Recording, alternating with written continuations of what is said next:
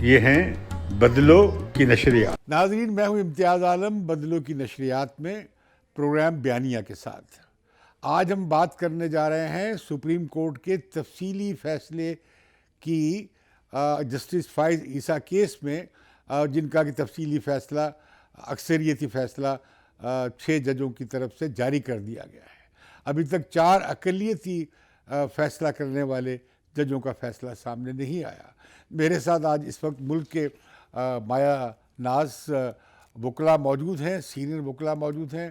جناب سلمان راجہ صاحب supreme court کے سینئر وکیل ہیں، محترمہ ہنا جیلانی جو پاکستان کے human rights commission of Pakistan کی چیئرپرسن بھی ہیں اور آئینی وکیل ہیں۔ اسی طرح میرے ساتھ جناب حامد خان ہیں، سابق صدر سپریم کورٹ بار ایسوسیشن اور بہت سپریم کورٹ میں مصروف رہتے ہیں اب مختلف آئینی موضوعات پہ۔ آج ان کے ساتھ ہم بات کریں گے جو سپریم کورٹ کا جو اکثریتی فیصلہ ہے تفصیلی وہ جاری ہو گیا ہے، اس پہ ان کی کیا رائے ہے۔ تو میں شروع کروں گا راجہ صاحب آپ سے۔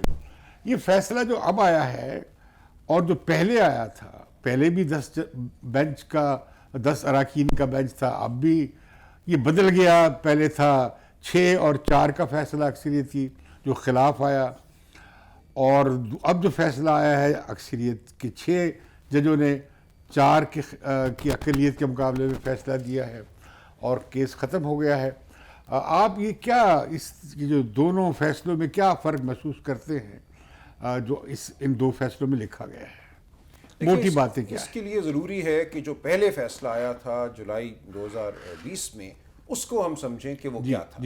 دیکھیں، اس فیصلے نے یہ کہا تھا تمام 10 جج صاحبان نے کہ جو صدر مملکت کی طرف سے ریفرنس آیا ہے وہ کالعدم ہے، وہ بدنیتی پر مبنی ہے۔ اس کو تو مکمل کورٹ نے کالعدم قرار دے دیا تھا، لیکن کالعدم قرار دیتے ہوئے اس وقت کی اکثریت نے ساتھ یہ کہا تھا کہ اگرچہ صدارتی ریفرنس تو کالعدم ہے، لیکن ہم یہ حکم دیتے ہیں کہ ٹیکس کمشنر اسلام آباد جو ہیں وہ ایک رپورٹ مرتب کریں مسز عیسیٰ کے حوالے سے، ان کی جائیداد کے حوالے سے، اور اس رپورٹ کو سپریم جوڈیشل کاؤنسل کو بھیجیں، اور سپریم جوڈیشل کاؤنسل کو پھر یہ حکم دیا گیا اس فیصلے میں کہ وہ اس رپورٹ کا جائزہ لے کر یہ فیصلہ کرے کہ اس نے کوئی کارروائی جسٹس فائز عیسیٰ کے خلاف کرنی ہے یا نہیں کرنی۔ اب جو ریویو دائر کیا گیا مسز عیسیٰ کی طرف سے، جسٹس فائز عیسیٰ کی طرف سے، وہ یہ تھا کہ یہ جو زائد ایک حکم نامہ شامل کیا گیا ہے اس فیصلے میں کالعدم قرار دینے کے بعد صدارتی ریفرنس کو، یہ غیر قانونی ایک ہدایت ہے۔ غیر قانونی کیسے؟ دیکھیں، بحث یہ ہوئی اور جو نقطہ اٹھایا گیا اور جو اب اس فیصلے میں جو 6 جج صاحبان کا سامنے آیا ہے وہ یہ ہے، 2 باتیں۔ ایک تو یہ کہ مسز عیسیٰ کو اس حوالے سے کوئی نوٹس نہیں تھا کہ ان کے حوالے سے عدالت کوئی حکم جاری کرنے جا رہی ہے۔ قانون کا یہ ایک بڑا مستحکم اصول ہے کہ سنوائی کا مطلب یہ ہے کہ مجھے پتہ ہو کہ میرے پہ الزام کیا ہے، میرے پہ چارج کیا ہے جس کا مجھے جواب دینا ہے۔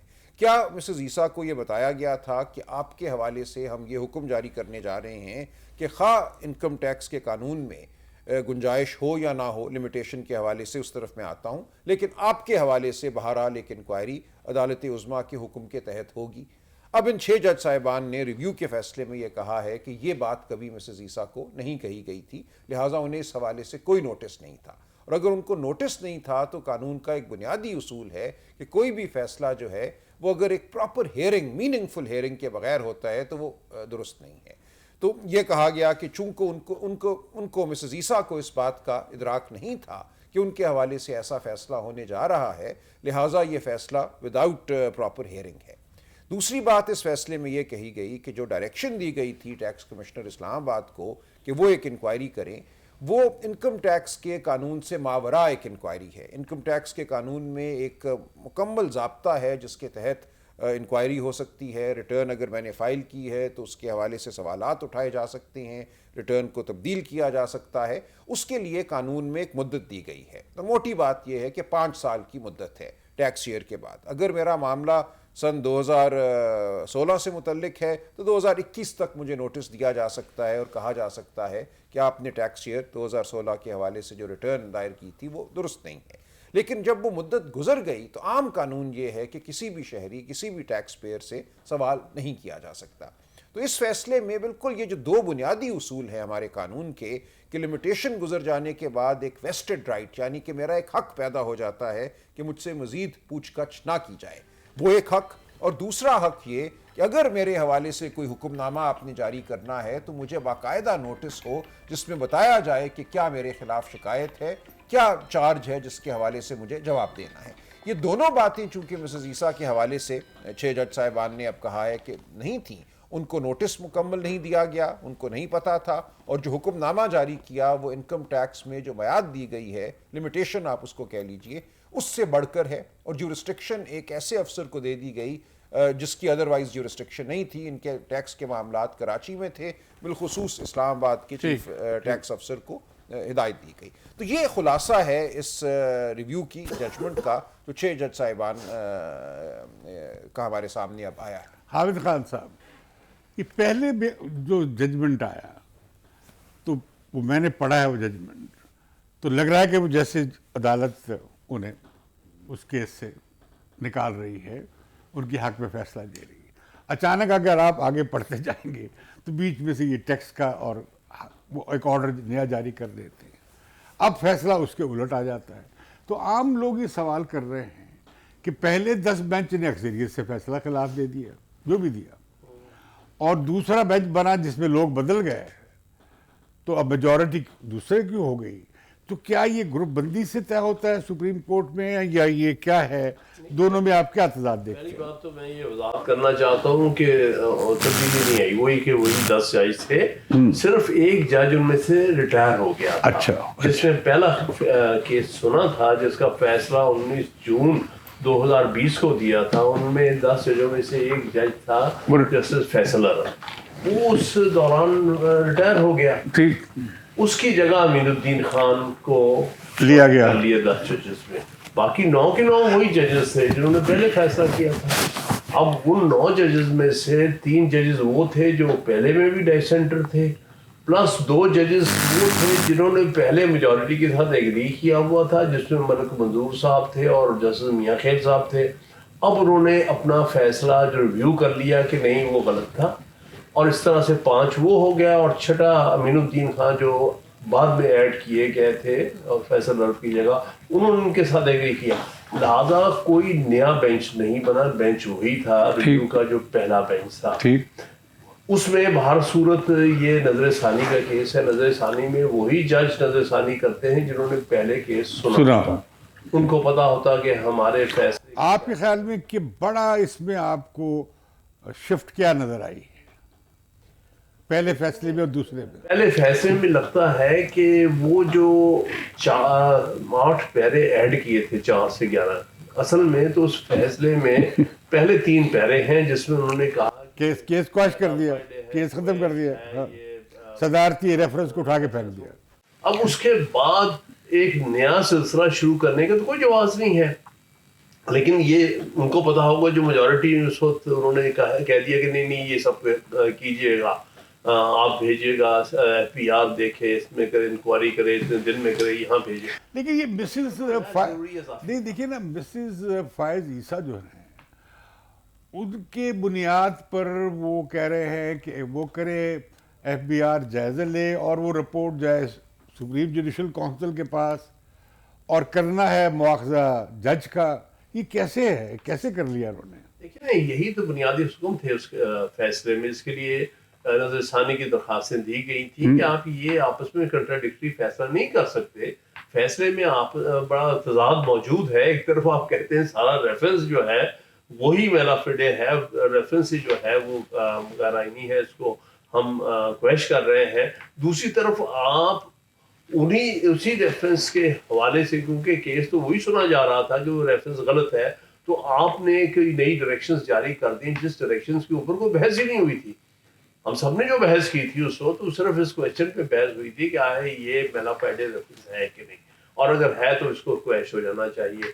تو یہ معاملہ کہ نیا سرے سے ایف پی آر کے سامنے معاملہ کھل سکتا ہے، ٹیکس اتھارٹیز کے سامنے، اس وقت تو کسی نے بحث ہی نہیں کی تھی، نہ کسی عدالت نے ہم سے پوچھا تھا، نہ ہم نے کوئی کہا۔ تو اب جو فیصلہ ہوا ہے، اب اس کی انہیں تصحیح کی ہے میجورٹی نے، نہیں وہ غلط تھا، کیونکہ یہ معاملہ تو زیر بحث ہی نہیں تھا۔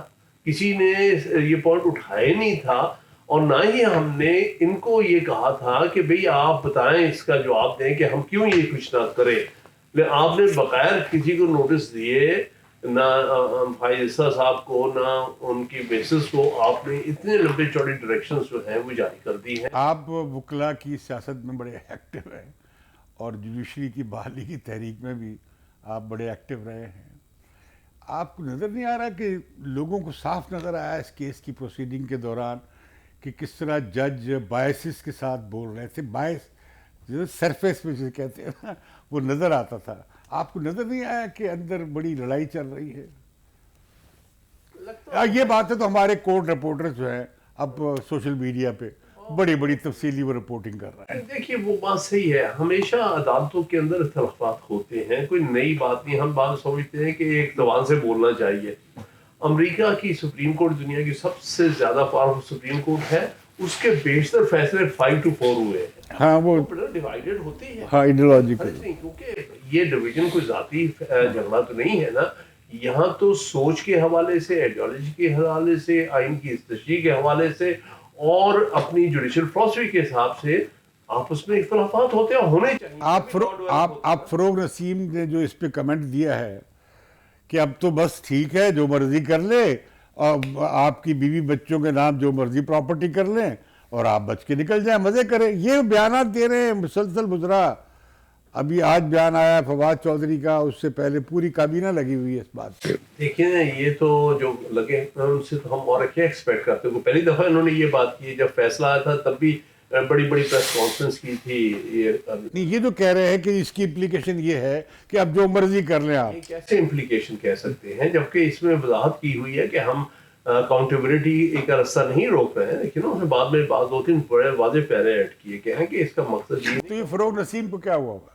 فروغ نسیم تو بہرحال جس جہاں سے بولتا ہے، جن کے کہنے پر بولتا ہے. کن کے کہنے بولتا ہے؟ آپ کو سب اچھا نہیں مجھے نہیں معلوم، آپ بتائیں گے. کیا پتا جن کی وہ وکالت کرتا وہ سی آئی اے کے کہنے پہ بولتا ہے، وہ را کے کہنے پہ بولتا ہے، وہ آئی ایس آئی کے کہنے پہ بولتا ہے، وہ ایف بی آئی کے، وہ کس کے آئی بی کے کہنے پہ بولتا ہے. وہ تو ڈھکا چھپا ہی نہیں ہے. کیا ڈھکا چھپا نہیں؟ جیسے کہ جب ایکسٹینشن کا جھگڑا چلا تھا 2 سال قبل اس کی جسٹس جنرل باجوہ کی، تو اس وقت ایک دن وہ وزیر ہوتا تھا، اگلے دن ریزائن کر کے وکیل بن جاتا تھا، وکالت کر کے پھر وزیر بن جاتا تھا.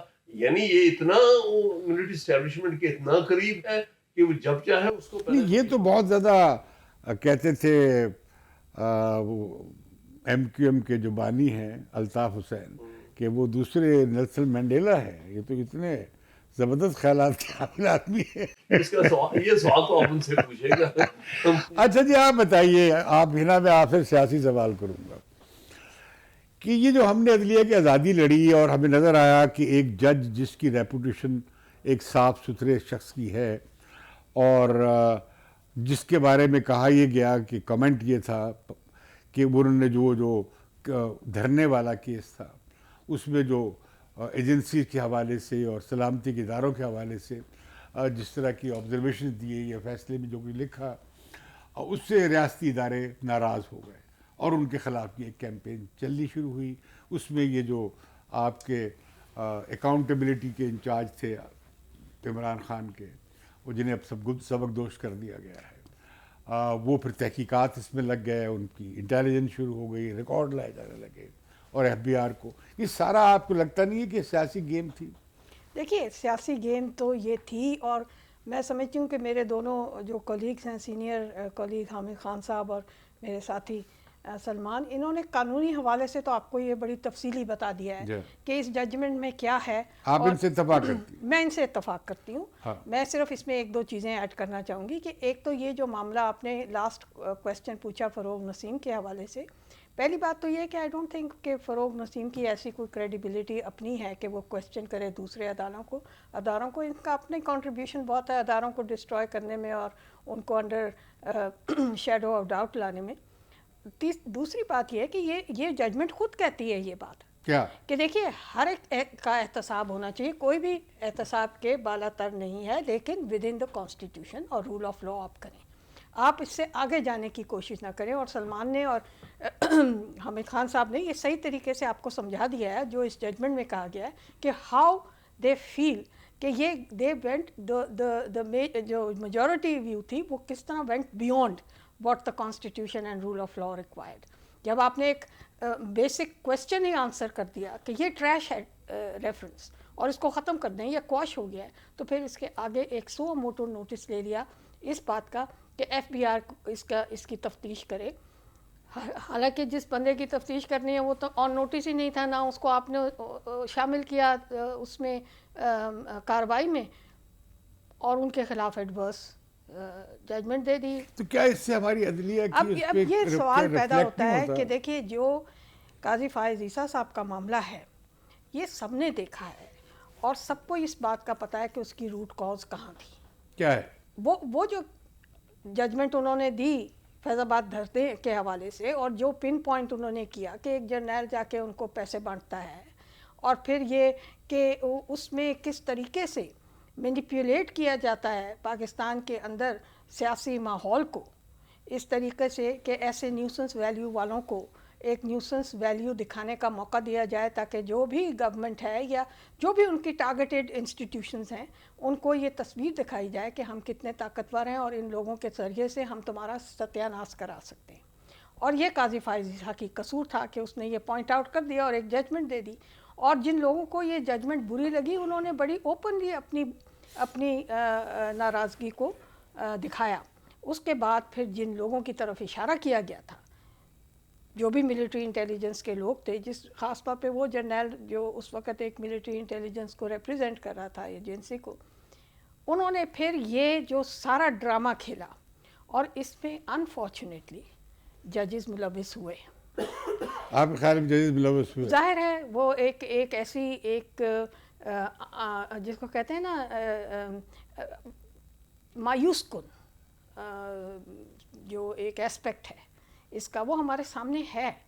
اور دیکھیے میں نے ہمیشہ یہ کہا ہے ساتھی ججوں نے ایک اپنے موجود جج کے خلاف سازش میں شامل ہوئے. دیکھیے میں ایک بات بار بار کہتی ہوں, مجھے پورا احترام ہے سپریم کورٹ کا, اور میں سمجھتی ہوں اگر یہ انسٹیٹیوشنز نہ ہوں باوجود اس کے کہ ہمیں بہت سی شکایات انڈیپینڈنس آف دا ججز کی رہی ہیں, یہ غنیمت انسٹیٹیوشنز ہیں ہمارے لیے.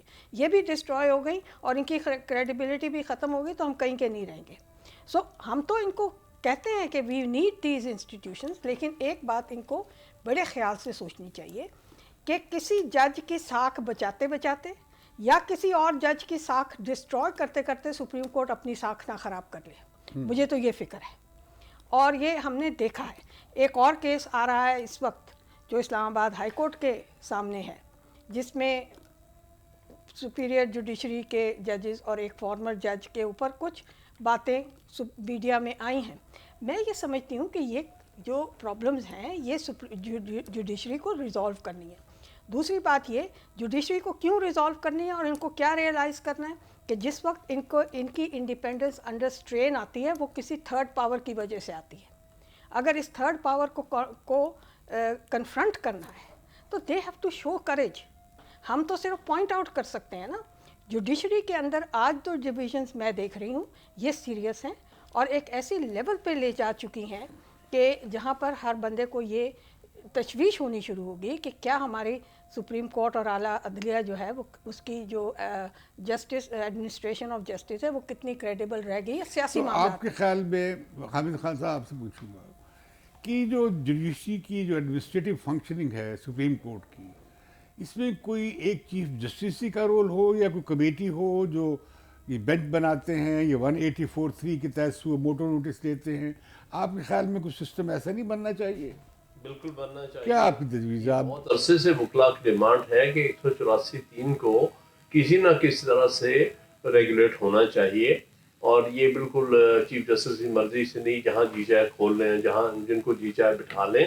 اور خاص طور پہ یہ پاکستان کی تاریخ کا المیہ ہے کہ ہم پچھلے 70 سال سے دیکھ رہے ہیں جو بینچز بنائے جاتے ہیں, چیف جسٹس بناتے ہیں, وہ بینچز اگر تو ان کی کوئی نیت ہے کہ فیصلے اس طرح کا حاصل کرنا ہے تو اس کے مطابق وہ بینچ بنا دیتے ہیں. اسی لیے ہر مارشل رجیم میں, ہر ملٹری رجیم میں یہ چیف جسٹس کو اپنے ہاتھ میں کرتے ہیں وہ رجیم, اور اپنے مرضی کے فیصلے لیتے رہے ہیں, کیونکہ چیف جسٹس آزاد ہے, وہ کہتے ہیں میرا پریروگیٹو ہے. ورڈ پتہ نہیں پریروگیٹو میں آیا. آپ کے خیال میں کہ کیا نواز شریف کیس میں جوڈیشری استعمال نہیں ہوئی نواز شریف کے خلاف تاحیات اسے کرنے کے لیے, نااہل کرنے کے لیے؟ دیکھیے وہ ایک معاملہ ہے, ٹھیک ہے, نااہل انہوں نے قرار دیا ہے, اس کے اوپر نہیں میں یہ پوچھ رہا تو کیا, لیکن میں یہ جوڈیشری صرف اس دفعہ استعمال نہیں ہوئی ہے, بالکل کوئی شک نہیں ہے. یہ ایک تاریخی ایفیکٹ ہے کہ جس طرح سے پروسیڈنگس ہوئی ہیں اس کیس میں اور جس طرح کلمینیٹ ہوئی ہیں, اس میں نظر یہی آتا ہے کہ عدلیہ کے استعمال کر کے جو اسٹیبلشمنٹ نے اپنی مرضی کے نتائج حاصل کیے ہیں. اور یہ پہلی دفعہ نہیں ہوا, یہ مشرف کے زمانے میں بھی ہوا ہے, یہ ضیاء الحق نے بھی کیا ہے, یہ ایوب خان کے زمانے میں ہوتا. وہ آپ کو یاد نہیں کیس مشرف کے کیس میں وہ جو سیٹھ صاحب تھے chief justice high court Peshawar کے, انہوں نے جو فیصلہ کیا وہ ایک جج نے اٹھا کے ہائی کورٹ کے اٹھا کے پھینک دیا, اور اس کے بعد پتہ نہیں وہ معاملہ کہاں گیا, سپریم کورٹ میں پتہ نہیں کہاں پڑا ہوا. جناب وہی تو میں عرض کر رہا ہوں, میں نے کئی دفعہ پہلے بھی کہا ہے کہ یہ جو گلزار صاحب تھے نا, ان کا کام یہ تھا کہ ہر معاملے کو دبا لو. کون؟ گلزار کو. میں تو اس کو گلزار ڈاکٹرن کہہ رہا ہوں, اس کا گلزار ڈاکٹرن نیا ڈاکٹرن ہے جس کے مطابق نہیں, وہ تو کراچی کیس کو لگاؤ ہی نا. وہ کراچی میں دیکھے انہوں نے تسلا گرا دیا, اور وہ کیا, لیکن میں گراتے آدھا کراچی. مشرف والے کیس کے بارے میں اسپیسیفکلی بات کروں گا, کیونکہ یہ فیصلہ کہیں دسمبر یا جنوری 2020 میں آیا ہے, جس میں انہوں نے وہ کولیٹرلی ہائی کورٹ کا ایک بینچ بنا کے اسٹیبلشمنٹ نے اپنی مرضی کا فیصلہ لے کے, تو وہ فیصلہ جو تھا اسپیشل کورٹ کا وہ غلط کر دیا. آپ کے خیال میں آپ کہہ رہے ہیں کہ وہ جو لاہور ہائی کورٹ کا بینچ بنا اسٹیبلشمنٹ نے بنوایا؟ اب ظاہر یہ نظر آ رہا ہے. اور کیا دیکھیں نا, ان کی تو جورسڈکشن ہی کوئی نہیں, کس طرح سے انہوں نے یہ سب کر دیا. پھر اس کے بعد آگے دیکھیں, حکومت نے تو اس کے خلاف اپیل کرنی نہیں تھی. بہرحال میرے پاس ایک پٹیشنر تھے جو شروع سے پٹیشن کر رہے تھے مشرف کے خلاف. میں نے وہ پٹیشن آرٹیکل 185(3) کی فائل کر دی اس فیصلے کے خلاف. یہ 2 سال سے زیادہ عرصہ گزر چکا ہے اس پٹیشن کو پینڈنگ. گلزار صاحب اس پٹیشن کے اوپر بیٹھے ہوئے ہیں, لگا ہی نہیں رہے. اور تو یہ رائے صاحب آپ کی طرف آتا ہوں کہ یہ جو ہماری جوڈیشری میں اپوائنٹمنٹس کا طریقہ ہے, اس کے میرا مطلب جو پروسیجر ہے یہ بدلنا نہیں چاہیے. یہ جو 19ویں ترمیم کے بعد اب ججز ہی اپنے سیلف ججز اپوائنٹ دا ججز, دے ڈیسائڈ دیئر سیلریز, وہ اپنے پکس میں. ابھی آیا لاہور ہائی کورٹ کے حوالے سے خبر آئی, ممکن ہے غلط ہو, امید ہے غلط ہوگی, کہ سرکاری خرچے پہ برتھ ڈے منائی جائے کرے گی ججز کی. دیکھیں ججز کی اپوائنٹمنٹ کا جو معاملہ ہے نا, یہ تو بہت دہائیوں سے زیر بحث ہے. الجہاد ٹرسٹ کی ججمنٹ آئی 1996 میں, ہم نے بڑی خوشیاں منائی. اس وقت تک بالکل وزیر اعظم کے ہاتھ میں تھا کس کو جج لگانا ہے کس کو نہیں لگانا. بدل گیا. چیف جسٹس سے ایک رسمی سی کوئی گفتگو ہوتی تھی یا نہیں ہوتی تھی, وہ بدل گیا. انہوں نے کہا کہ یہ چیف جسٹس سے کنسلٹیشن جو ہے وہ میننگ فل ہے, لیکن اس کا نتیجہ یہ نکلا کہ تمام طاقت وزیر اعظم کے ہاتھ سے نکل کر چیف جسٹس کے ہاتھ میں چلی گئی. چیف جسٹس صاحب جس کو چاہتے تھے جج لگاتے تھے, جس کو نہ چاہتے تھے نہیں وہ لگتا تھا. اس کے خلاف بار ایسوسیشنز نے جد و جہد کی, وائٹ پیپر نکلے. خان صاحب کا اس میں رول ہے کہ یہ ایک کمیشن ہونا چاہیے, ایک وسیع ممبرشپ پر مبنی ایک کوئی ادارہ ہونا چاہیے جو تعین کیا ہو. دیکھیں دنیا میں مثالیں ہمارے سامنے ہیں. ساؤتھ افریقہ کا جو آئین ہے میں سمجھتا ہوں سب سے وہ بہتر پروگریسو آئین اگر کوئی ہے دنیا میں تو وہ ہے یہ جو بنا نیلسن منڈیلا کے زیر نگرانی.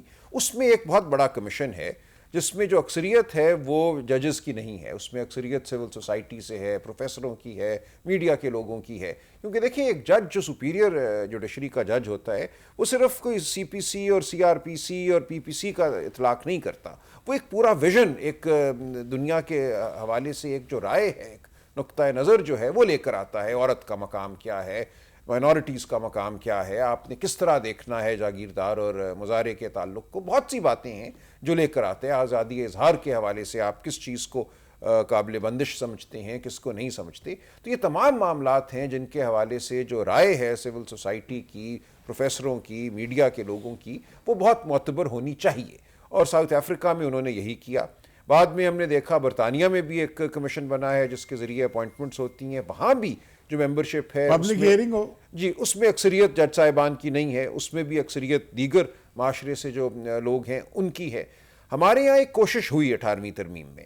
18ویں ترمیم میں 2 ادارے بنا دیے گئے, ایک جوڈیشل کمیشن اور ایک پارلیمانی کمیٹی, اور خیال یہ تھا کہ جوڈیشل کمیشن تو ایک کینڈیڈیٹ کی جو قانونی استطاعت ہے اس کو دیکھے گی, لیکن جو دیگر معاملات ہیں, یہ جمہوریت کے حوالے سے کیا رائے رکھتا ہے, اسٹیبلشمنٹ کے حوالے سے اس کا کیا ماضی ہے, ان چیزوں کو پارلیمانی کمیٹی دیکھ لے گی. ایک طرح سے ایک تفریق ہو گئی, لیکن اس کو چیلنج کیا گیا عدالت کے سامنے, اور یہ کہا گیا کہ یہ جو طاقت دے دی گئی ہے پارلیمانی کمیٹی کو, اس کی وجہ سے جج صاحبان کا جو اختیار ہے اس کے اوپر ایک طرح سے قدغن لگائی گئی ہے, اور جو سیپریشن اور انڈیپینڈنس آف جوڈیشری ہے اس کو ٹھیس پہنچائی گئی ہے, اور یہ آئین کا جو بنیادی ڈھانچہ ہے اس سے متصادم ایک ترمیم ہے, لہٰذا اس کو کالعدم قرار دیا جائے.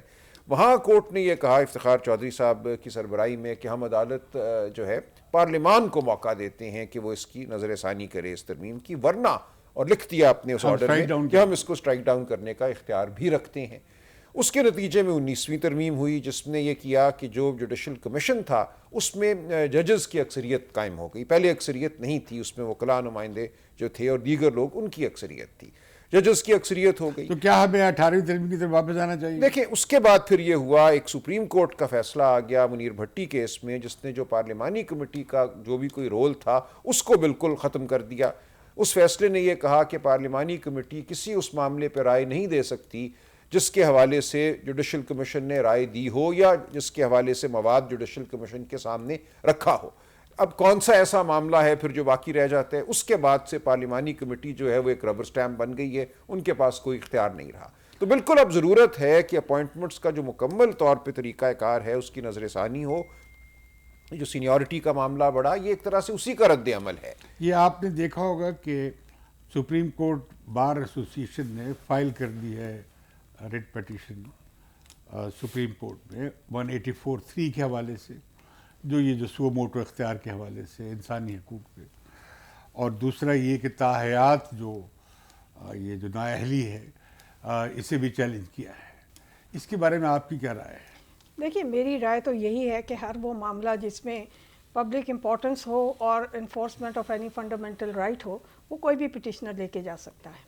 اور دوسرا یہ کہ یہ معاملہ رول آف لاء کے حوالے سے سپریم کورٹ بار کے دائرہ دلچسپی میں آتا ہے, ان کے دائرہ انٹرسٹ میں آتا ہے.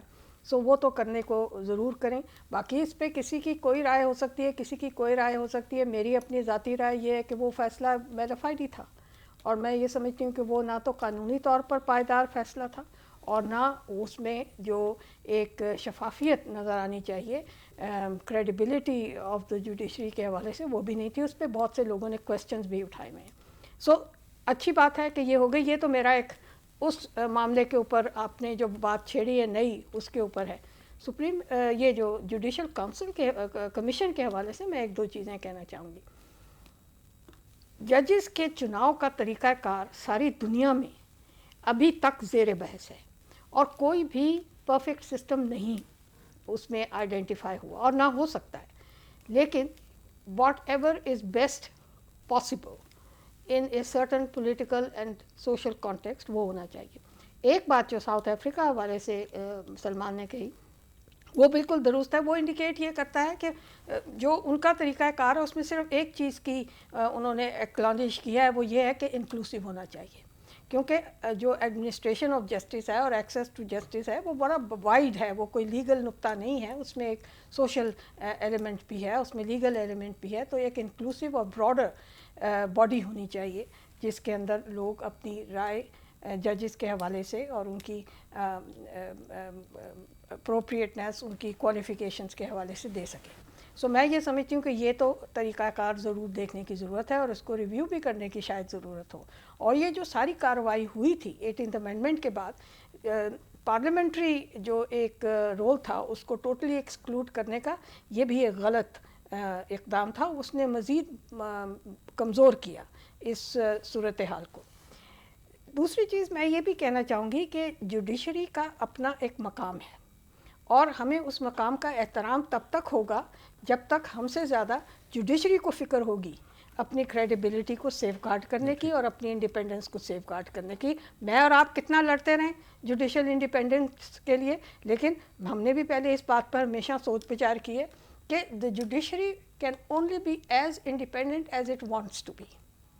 اور اس وقت اس بات کو بڑی سیریسلی اور سنجیدگی سے جوڈیشری کو بھی سوچنا ہے. ہم تو سوچ ہی رہے ہیں اور پوائنٹ آؤٹ کر ہی رہے ہیں, اور بار کونسلز بھی کر رہی ہیں, بار ایسوسیشنز بھی کر رہی ہیں, اور سینئر وکلاء بھی کرتے ہیں, لیکن یہ سب سے زیادہ معاملہ سیریس ججز کے اپنے لیے ہے. بہت درست.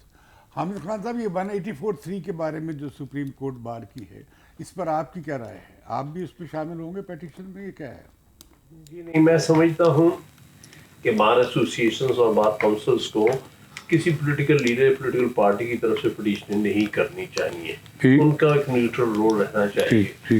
بے شک یہ بات ان کی درست ہے, حسینہ صاحبہ نے کہا کہ کوئی بھی پبلک انٹرسٹ نہیں, لیکن ہم دیکھ رہے ہیں 184(3) کا جو استعمال ہو رہا ہے جس طریقے سے, وہ ایک اور بات نہیں, اس پہ آپ کی کیا رائے ہے؟ اس کے اوپر ہونا چاہیے کہ 184(3) کی کو کس طرح سے اس کی جورسڈکشن ریگولیٹ کی جائے. اس میں کوئی رائٹ آف اپیل کسی کو دینا چاہیے, نہیں دینا چاہیے, وہ ساری بات وہ تو ایک لارجر پرسپیکٹو میں بات. ہاں, میں اسی کی بات کر رہا ہوں. تو میں اس میں سمجھتا ہوں کہ ہاں اس کو اس پر سپریم کورٹ کو غور کرنا چاہیے اور پیرامیٹرز مقرر کرنے چاہیے کہ آرٹیکل 184(3) کو کن کن سچویشن میں انووک کیا جا سکتا ہے. بہت شکریہ ناظرین. آپ نے سنی ہم پاکستان کے چوٹی کے قانون دانوں کی رائے. سپریم کورٹ کے تفصیلی جو فیصلہ آیا ہے اکثریتی ججوں کا, ہمیں انتظار رہے گا کہ باقی 4 ججز کیا فیصلہ لکھتے ہیں, اور ہم امید کرتے ہیں کہ اس بحران سے سپریم کورٹ زیادہ توانا ہو کے نکلے گی. ہمیں یہ بھی امید ہے کہ 184(3) کی حوالے سے ایک واضح فیصلہ آنا چاہیے سپریم کورٹ بار کی رٹ پہ, اور یہ بھی کہ کسی شخص کو آپ تاحیات کیسے سیاسی طور پر آگ کر سکتے ہیں یا نااہل قرار دے سکتے ہیں, یہ بھی ایک بڑا ایک اہم سیاسی سوال ہے, کیونکہ وہ تو ایک ٹینیور سے متعلق تھا اور جس سے کہ پوری تاحیات بندش کا راستہ نکالا گیا. ہمیں یہ بھی امید ہے کہ عدلیہ جو ہے وہ اپنے آپ کو اسٹیبلشمنٹ کے اثر سے آزاد کرتی لوگوں کو نظر بھی آئے اور وہ کرے بھی. آپ کا بہت شکریہ. بدلو کی نشریات کو سبسکرائب ضرور کیجیے.